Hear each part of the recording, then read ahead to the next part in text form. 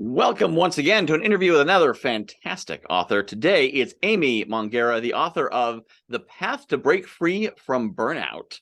So Amy was recently recognized by the NYC Journal as a top life coach to watch out for in 2022.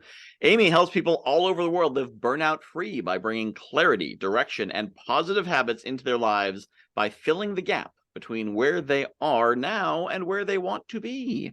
A 4-time entrepreneur with successful acquisitions under her belt, Amy has turned her focus to Humans First Coaching, a coaching network dedicated to guiding over 300 leaders in organizations on how to build healthy cultures, reduce burnout, take care of themselves, and put their employees first. She also has a custom jewelry company that creates fine jewelry for runners, Victory Company. Amy is also an author. Her book, The Path to Break Free from Burnout, is set to release early in 2023.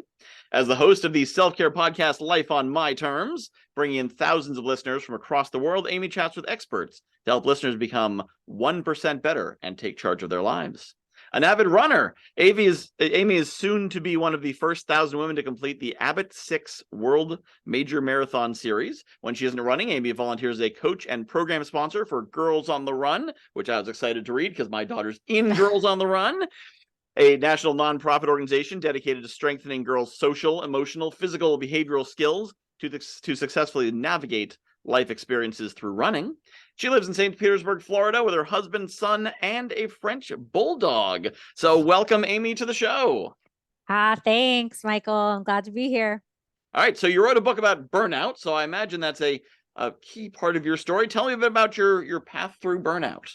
Yeah, I think we write books to seek out help for ourselves, So that's sort of how this began. But yeah, let's chat about my path through burnout. It was an interesting experience. So I think it stems from this hustle mentality. I know that society's just beaten into us. I think I read the other day that the average Gen Z 70% of Gen Z have 2 full-time jobs right now. Wow. I mean, it's just this quest to make money and achieve success, is just something that I think everyone's kind of curious about and chasing. And so I was like that too.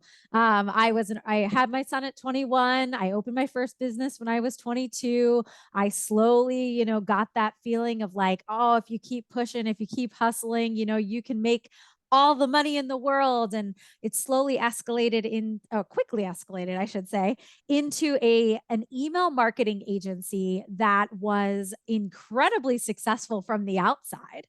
I was reaching all these milestones, and people were like, wow, she's superhuman. She's working all these hours and being a mom and being a wife and running marathons and all of this stuff.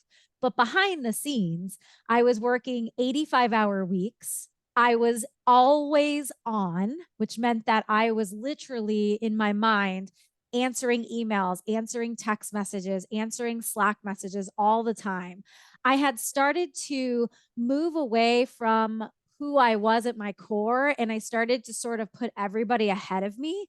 So whatever the client needed, that's what happened. Whether I agreed or whether my expertise was supportive of this idea, it was just serve the client. I was doing everything I could for my family. I was just taking on so much. And so what I started to notice quickly was just the physical components that started to hit me, right? I was fatigued, obviously, getting headaches all the time. I started to get these weird autoimmune type flare ups and whatnot. And then I started to move into depression and cynicism and this feeling of well, I built this empire. I can never get out. I'm drowning, but I've got to keep making this money. I've got to keep hustling. And so my path to burnout sort of hit rock bottom last July when I had sudden hearing loss in my left ear. Mm-hmm. And that was actually my body's way of attacking itself. And it was really going to the doctor, seeing my inflammation levels, and getting a therapy session to have somebody say, what are you doing?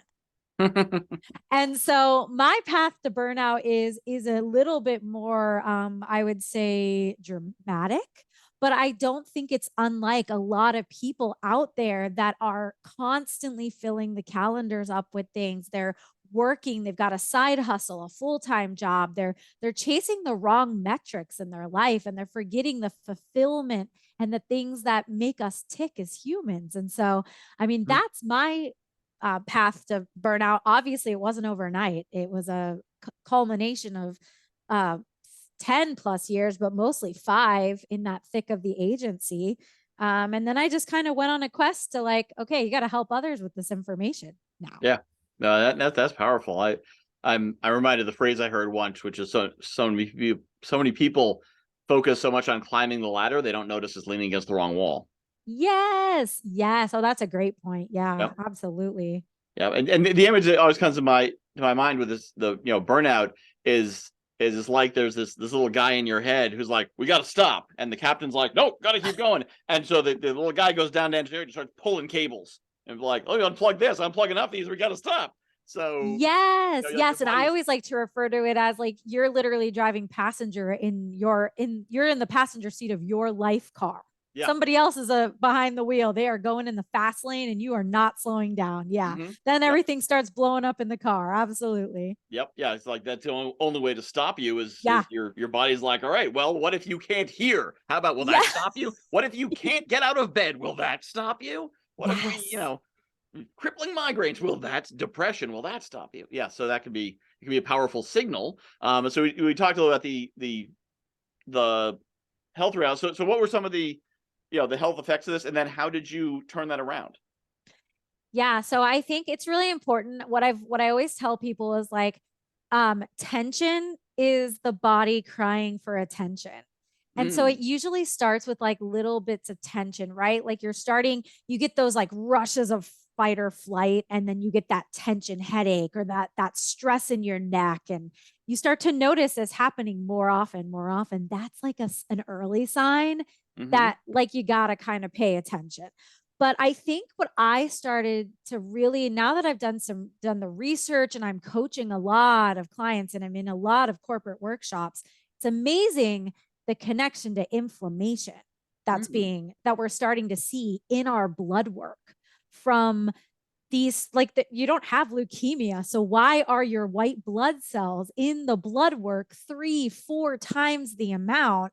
And mm-hmm. we can track this back to those those unmanaged bouts of stress that we're starting to see happening more and more and more, where we haven't really evolved as human beings to handle this fight or flight response all the time. Yeah. So it's this long-term stress. And so it's really interesting. I get clients sometimes, they'll be like, I suddenly can't digest food. And they go to the doctor, and the doctor's like, the test results are fine. I don't know what's wrong with you. But it's like their body is like not processing food the same way. A lot of people tell me, like, I suddenly have this like stubborn area of fat around my stomach that will not go away.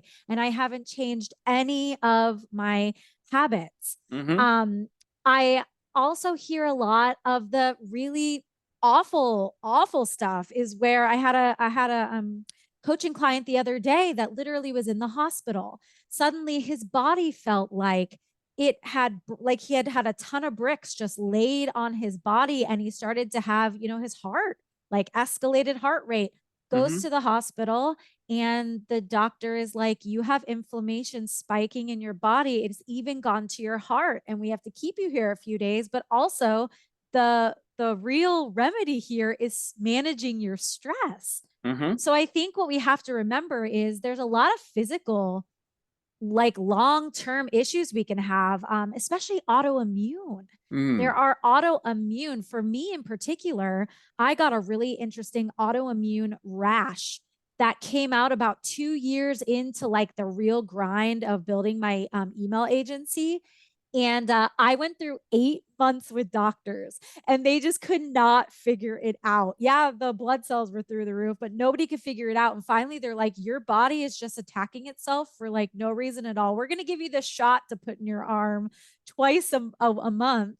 And that's what you're going to do for the rest of your life because you now have an autoimmune disease. So I think we really have to start to connect some of these like random health things that are popping up that are not really in our typical like flow, and we've never seen anything like this. We got to start to say to ourselves like, can I really maybe track this back to stress? And then there's the emotional side, right? And the spiritual side. I'll never forget when I was running the London Marathon in 2021, I had been suppressing every single feeling I had because how did I even have time to process the feelings? And everybody around me was telling me how I was a hero and how I was this strong person because I could do all these hours and do all the things. And so I was like suppressing all these feelings. Well, don't you know a marathon will bring them out? And I cried the entire time running the London Marathon.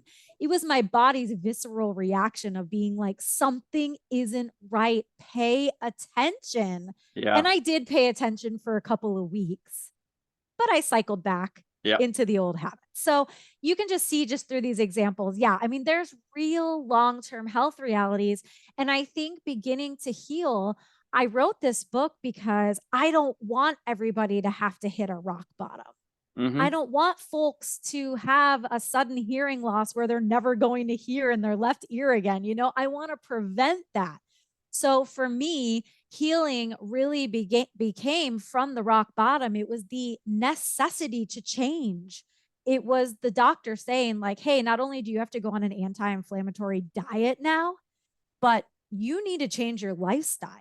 And I think that was a huge eye opener for me. And it came with, you know, some reinventing and really learning about myself again to understand, like, what did my future look like? Yeah. Yeah. This is powerful. I'm sure a lot of people need to hear this. And you know, the analogy that comes to mind, you think about like, you know, Navy ships, they go to general quarters when there's danger. And during general quarters, you don't maintain anything, you don't clean anything because, you know, everyone's at their station, they're manning their guns. The crew doesn't sleep, everyone's awake. Well, if you stay at general quarters for 48 straight hours, ship's going to start falling apart, the crew's going to start falling apart. And I think a lot of people in their lives, it sounds like you were, you know, you're at general quarters for 10 years. So, Yeah. so, you know, your body can't do the rest and the, like all the stuff it's supposed to do in the normal, you know, repainting and cleaning and fixing out that machine and replacing that motor. Can't do it. General quarters, emergency. And which makes sense. Well, you know, why the fat would stick around. Your body's like, oh, we're in great danger all the time. We need all the fat we can get. We might never eat Yep. again. You know, Yep. we gotta pack away reserves. We gotta bring those white blood cells. There could be infections if we get injured. We're in danger, which is not a state you can long sustain. No, no, absolutely not. Yep. So you're talking about, you know, burnout. We're talking about burnout as this larger thing. Now, how is that different from just occasionally, you know, you have a lot of stress at once or a stressful event, where we're not talking about, you know, a couple things happen at once and it's stressful. This is a more systemic thing, right? Yeah, I love this question because I think right now, all you hear is the word burnout. And Mm-hmm. I'm like, oh my gosh, I have to be the My voice. 8-year-old says it. She's like, Yeah, I'm burned you're like, out. I need time. Like, no, you're 8. You're not burned out. yeah, we gotta we do have to find a separation. So I like to say there's two phases, right? There's I'm feeling burned out. That's like to me a very normal thing that humans should go through multiple times in their lives. Mm-hmm. It's simply a moment where you need to just recognize that a change might be necessary. Maybe you're working at this company you've worked for, love your job, but they had to do layoffs. And now you're one person on a team and you've got a lot of extra stress on your plate, and that stress is it's temporary, but you're feeling just burned out, you're just tired, and you probably need to take some PTO or work with your boss to figure out how can we build this team back up, or how can I give you some responsibilities to take some off my plate. You know, Mm-hmm. that is a normal thing we go through, and I want to make sure folks do know that that's a normal feeling burned out. I think I've been through it, you know, 5, 6 times in my life. And it's okay in that period where if you're like, I don't really know if I like what I'm doing, that's okay. You can change. So burned out typically is something we all go through. And it doesn't necessarily, it's not going to affect your health or anything. Mm-hmm. This is just something we go through. Now, when we move into burnout syndrome, this is where we start to have those real deep phases. And I think we start where I like to say is burnout syndrome starts at like stage 2, where you're feeling burned out, but that is not going away. You are not dealing with the stress. You're not making the changes, and you're compiling more on. And so you move into the stage 2 of burnout syndrome and you start heading down. This Mm-hmm. burnout syndrome is where you are now depleting the body battery, right? Like you're not recharging. There's a struggle in resources, right? It's time versus energy. You're not replenishing the energy. And when that starts to happen, we cascade through multiple stages. It starts out at the honeymoon phase where you're like open and willing to throw yourself out there to prove your worth at your job, right? But then as we cascade through these stages, that body battery is becoming depleted, depleted, depleted down to zero, and you are still layering more on. It's the burnout syndrome where we start to see the physical, emotional, mental, real changes, and that depression and cynicism. It's the withdrawal where I think when we're feeling burned out, we almost have a little bit of like gumption and like energy behind it because we're like, we want to make a change. I got to take a vacation. I've got to take action. When you're in burnout syndrome, you are the opposite. You're like, I'm stuck here forever. I can't even make simple decisions. Like if my husband asks me what's for dinner one more time, I'm going to freak out because I can't think. You're just, you've lost yourself. And that's the real difference. And you've got to know how to see where you're headed deeper down that burnout syndrome, right? Like where do you start to be self-aware? That's powerful. Yeah. Now, so is some of this about not chasing busy, about not just trying to always be doing something? Yeah. I think, I think especially with women, we are always looking to fill up the white space, like naturally we're nurturers, and so if we have children, we've got to like get the kids to school, we've got to sign up for the school events, we've got to make sure the dinner's done and do the laundry, and then we've got all these other commitments, and we might have family members to take care of. And but the thing that I start to see a lot when I start to look at people that are sensitive to burnout syndrome, like they're susceptible to falling there, they have a general trend of literally chasing busy to the point where when they do solve something, they fill it with something else. And so this recently just happened with one of my clients where we were able to get her the help she needed in her job. And she literally filled that white space by taking on an expansion project. She's never going to come up for air. So a lot of us, what I found is a lot of us do thrive in that chaos or that feeling of like checking the boxes. But if we really sat down to think about it, all the things we checked off each day, they still aren't making us fulfilled. Like we're still left going, I don't really know if I had a good day, or I don't feel fulfilled. Is because we're chasing the wrong things. We're like filling our plates with things that are not doing it, but we're not putting it back in our cup, Yeah. Climbing the ladder on the wrong wall. Yes. Yeah. So, how can putting yourself first help with avoiding this climbing the wrong ladder? Yeah. So in my book, I like to take folks through kind of a journey. I think one of the other issues I see in society is that we are always looking for the quickest answer, right? And so I think that this aids in chasing busy because we're looking for the quickest answer. So we like go all in. I think this is why New Year's resolutions never work out because we say we're going to lose like all this weight, but we have no plan to get there ever, right? So when I created this book, I was like, I need to give people like a practical path to get there. And the first step is we have to understand we are first. And I basically say in the book, don't go past this chapter until you do this work. You cannot move forward until you understand that you have to come first. It is time to fill your cup. Because the bottom line is how can you ever restore your energy levels? How can you ever get fulfillment in your life? How can you ever be the best mom or dad you can be if you are not putting yourself first, right? Like the oxygen in the airplane, you've got to put your mask on first or you're useless to the folks around you. Yeah, you can't pour out of an empty pitcher. Never. And it's so difficult. I can't tell you in a 10-week coaching session how we spend 5 weeks trying to change the mindset that you're not selfish, you're not a bad mom. If you still are focused on how can I be the best me today? What growth goals do I have? What do I need to do to show up for myself? Yeah, no, that's very powerful. So how can self-care help with burnout? Yeah, that's one of my favorite things. So I believe that there are several self-care pillars that are critical for us and for us as humans.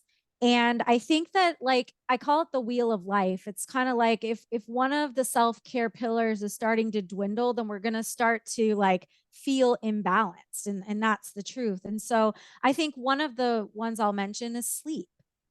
A lot of times when you're in burnout syndrome, you might be purposefully not sleeping because you're working longer hours because you're trying to shove a million things or deadlines or whatnot into your day. But burnout syndrome affects sleep. We can't expect to have all of this unmanaged stress that's sitting there all the time and then sleep perfectly. No, we're usually in burnout syndrome, we're insomniacs. We are having nightmares and broken sleep. We wake up at 1 a.m. to use the restroom and the brain starts activating again. And the next thing you Hmm. know, you've laid awake till 3 a.m. thinking about all the things you have to do tomorrow.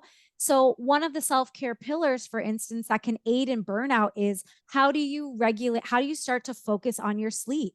There's little things, right? You can implement a nighttime routine. You can shut your phone, have the app shut down at 8 p.m. You can put a post it note set right by your bed. That way, if you do wake up and you have an idea, quickly write it down. You might need to go on a natural sleep aid, but that is like an example of how self care. So, the more you start to sleep, you suddenly have clarity. You Hmm. might be able to come up for air and make clear decisions on what the path forward to get out of burnout would be. I'd say the other thing, for instance, is nutrition. Hmm. We know that if we take gaps of like, if for I remember going from 10 a.m. to 7 p.m. with no food. So we know that our blood sugar is plummeting. We know that our emotional state is not right. How can I make decisions with absolutely no fuel in my body? And so, even just regulating our diet or putting some anti inflammatory foods in our diet, the amount of like energy that gives us, it's like putting the gas in your car. How do you Hmm. expect it to drive with no gas? So it's like taking the approach of self-care, and these pillars. This is not just going and like sitting in a bubble bath, right? This is like pillars of self-care. Hmm. And so I try to guide people in the book, and I encourage people to pick the pillar that they're suffering with the most. For me, it was the nutrition. I Hmm. had to eat regularly again. So I started there in my healing journey, and then I worked my way through the other pillars. And I think folks in the book, they can figure out where they need the most help. But this is how we rebuild the resilience to bounce back. Yeah, yeah, that's hugely one of the concepts of hers is the idea of thinking yourself as an athlete. The professional athletes, they make sure they eat well and that they exercise and they do all the right things. But none of that's selfish. It's not No. for them. It's because they can't perform, and they're only doing one thing. They're just playing football or throwing a ball or Yes. whatever. Whereas you're running a business and taking care of kids and taking care of a spouse and taking care of the volunteer work and the nonprofits and all that. Well, if they need that much, how are you supposed to be doing it without eating or exercising or sleeping or anything else? Yes, absolutely. Yep. So you start doing all the stuff, you start getting things under control, you're feeling better, you're sleeping better, you're eating better. How do you make sure the burnout doesn't sneak back in? Yeah. Well, I offer a really good checklist in my book, but this is ongoing work. I just want people to know this is ongoing work. I have labeled myself a recovering chaser of busy. And I treat it like anybody that's going through recovery, which means I check in with myself. So I Mhm. think one of the big eye openers to keep, just really keep an eye on if you feel like burnout's creeping back in is like complaining. Do you find yourself coming home from work or leaving your desk, and the minute you get to your husband or your partner, you simply start to say, at work, blah, blah, blah happened. You start complaining. Those are moments where we should write those down, because that could be a stress trigger that we can solve that could have you headed back into that burnout cycle. The other things is looking for repeated patterns. So for me, I knew in my healing journey, after I did my self-discovery work and stuff like that, that there were certain things I really should not be committing to.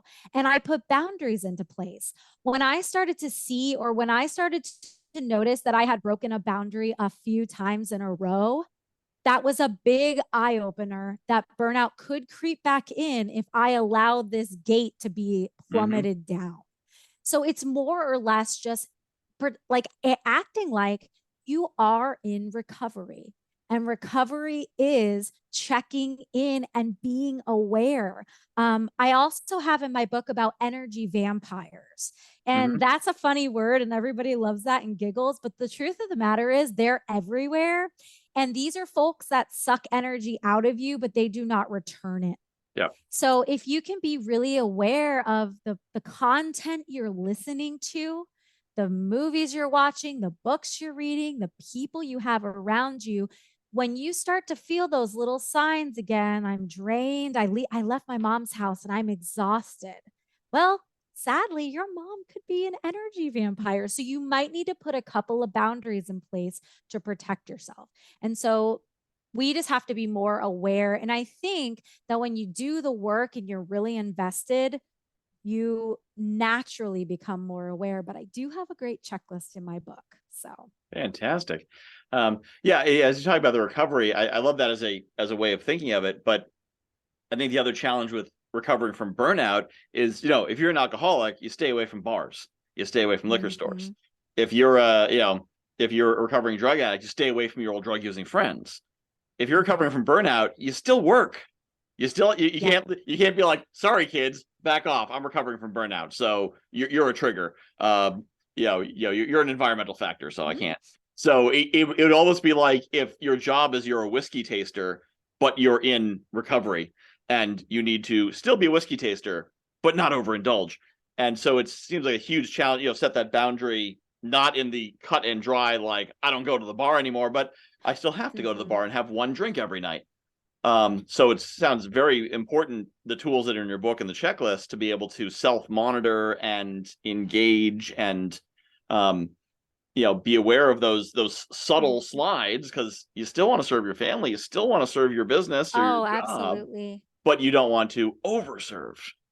Yeah, I almost think of this as a recovery in a different way, almost like I think I reference Iron Man in my book. I think that every single time you make one step, you put one boundary in place, you get control of your sleep, you start to understand that you have the power to choose, and that likely some of the burnout was actually your choice, and now you get to change the way that you make decisions. Yep. You're putting on an armor piece by piece, right? So it's like we're building Iron Man's suit, and you're going to have some technical malfunctions every now and again in the suit, and the shoulder piece might fly off and you got to repair it, but that's okay. But it's more of the sense of like, you're protecting yourself now. This entire premise of recovery is protecting you. You still have to do all these things. Yeah. And I think the other really interesting thing that I heard you say is just sort of like you still have to, you still have to work. Well, of course, but I like to also mention, and I do in the book, is that we have this mindset. Like, I remember when I was saying, I really want to sell this marketing agency. And when I looked back, and I had been doing marketing since I was 25 years old, and here I am 41, and this idea that like, I'm going to throw it all away. The idea though, is that I can change. And if I don't want to do marketing anymore, it's okay. Nothing's wasted. Like, I can move into coaching because I still need my marketing skills to promote myself, right? So it's okay to change, and who we were when we were 25, we're not when we're 41. And so I think it's giving ourselves that permission to not live in this like perfection or this idea that somebody else might have this idea that like, oh, if we change, like something's wrong with us. Like, no, we can change. Why Yeah. not? That's a powerful concept. The difference between people like, you've thrown away a 20-year career. No, I've left a 20-year career. Yeah. Big difference. Big difference there. But so someone is in that burnout state, which obviously, if they're in that and hearing this, they're that they're not firing on all cylinders necessarily because they're in Yeah. burnout. What's Yeah. the first step? How do they, with the limiting faculties that one has in burnout, what's the first step to start getting out of that? Yeah, I think that this is one of my favorite questions because it is really hard. It is. It's hard to think. You're sometimes so depressed. And so what I would encourage folks to do is just open up a notepad and write down all the things that are causing that fight or flight response. Even just think back in the day, think about in the week, like what happened that made you start to raise the blood pressure? You start to feel that cortisol rising in the body. You get the fluttering heart feeling. What are those things? Even if you write down two, knowing that they're there and you're staring at them, you can then say to yourself, how can I make one small change to mitigate this stressor? And I think the perfect example is I remember when I would wake up in the morning and look at my calendar, and overnight it had filled up back to back for 8 hours. And I just thought to myself, like, well, I can't do anything about this. And I have to take all these meetings. And so that means I'm going to have to go to work earlier and work later to get all the other things done. So I recognize this in my healing process. I recognize this as my first big stressor. This was causing me not only time management issues, but it was literally depleting my energy down to zero. And it's funny, I wear this wearable from Whoop, and my stress, like during meetings, you could see the spike in the amount of mental like capacity it was taking me to switch trains of thoughts from meeting to meeting. I mean, it's very taxing. Yes. So my first small change was starting the following week, I'm blocking out non-negotiable time for myself. And that was a small step, but the hardest part was communicating that to everybody else. So I had to say, hey, you're going to notice that I have blocks on my calendar. That's my heads down time, and it's no meeting time. If you can't find a time on my calendar, please connect with me and we'll work something out. But it really worked that then folks were like, well, Amy's only got this much white space to fill for meetings. And that was my first step. So anybody listening out there, just think of those major things that are causing you to just feel so overwhelmed. And let's just try to tackle one of them. You're going to feel so much more self-confident and in control. I love that. And the meeting thing, I totally resonate with because I've, everything's automated. People can come on Calendly. And learning how to control that system, and for the longest time, like, I can't get anything done. I'm in meetings. Wait a minute, who's putting these meetings on here? I mean, they are, but who's letting them? I can just block. One day I was like, wait, what if I just blocked out Mondays? And suddenly Mondays are blocked out. Nothing caught fire. Nothing fell apart. And I had a day. And I'm like, what if I also blocked off Thursdays? Still worked. I mean, I still have some time for meetings, but yeah, it's amazing what happens when you just take control of that one thing and you're like, nothing bad happened. And you just brought up the most beautiful point that it only cascades into more control. Right? Like you start small. And then next thing you know, you're like totally in control of your calendar. Maybe 5% of the time you make some adjustments, but you're 95% you are in control. And that is such a liberating feeling. Yeah. And then you get more energy and more focus. You got that downtime during which you're like, you know what else I could do? Because you're not creative when you're in burnout. You are not creative when you're in burnout, not to mention you are sick a lot. So you have to take time away, and then you've got to make up for all the time you missed. Yes. Yeah. I definitely remember being, when I was working so hard that when I'd get sick, I'd be like, oh, good, I'm sick today. I'll never forget. I had a sciatic attack, and like I couldn't walk for a day. I could only lie down, and I chose to lie down in the backyard. I brought my iPad out there, and it was one of the excruciating pain, but one of the nicest days I've ever had because I was working so hard. It gave me a day off because I'm like, I can't even stand up. Of course I have to take a day off. which is probably a Damn. sign I was working too hard. Yes. And that is like the saddest. Also, you're right. Like, this is the saddest revelation, but you are not alone in feeling that way. You're like, yeah, I'm sick. I get to take the day off of work. You're like, oh my gosh, this is a sign. Yeah. And also at the moment, you're like, I could have done this if I wasn't sick. Yes. I could have just taken a day off. Yes. Without an excuse. Like, I'm taking a day off because I'm sick of working. Oh my gosh. It's wild. Yep. Love it. Yeah. Sorry, I have plans. What are the plans? Being somewhere else. So This is fantastic. Your book is The Path to Break Free from Burnout, which of course people can find on Amazon and on the Writers Republic website, writersrepublic.com. And it sounds like extremely valuable. So for anyone who is overwhelmed, who's feeling any of the signs that Amy's talking about, if you're listening to this, it could be because you said, I want to meet some cool authors, or it could be you said burnout. I don't think I want to listen to that. Then that could be the sign this is the book for you. And, take some of that advice, clear a little bit of that space, read the book, and then take advantage of the advice in there to get back control of things. So thank you so much, Amy, for being on here. Hopefully our listeners gotten a lot out of this. And I know I've learned quite a bit, and sounds like a fantastic book that a lot of people need. So thank you. Thanks, Michael. It was a blast.